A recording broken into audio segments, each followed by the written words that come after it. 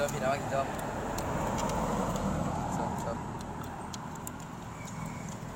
มาฟังเส้นมาเส้น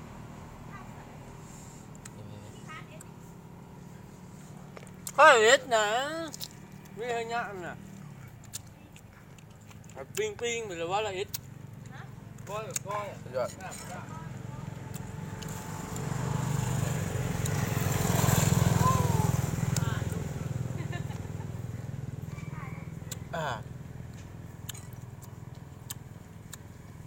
กับกองเยอะนำนะ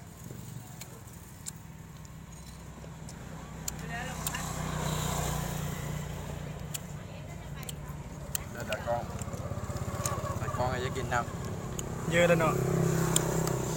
อันนี้สุดยอดเดี๋ยวปาก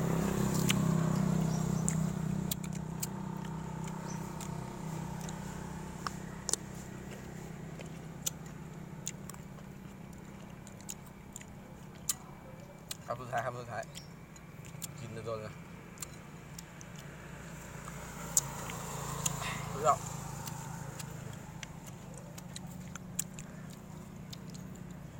กินนี่มันมากินซอยเลยคำสุดท้ายสุดท้ายอยู่เด้ ไปไหม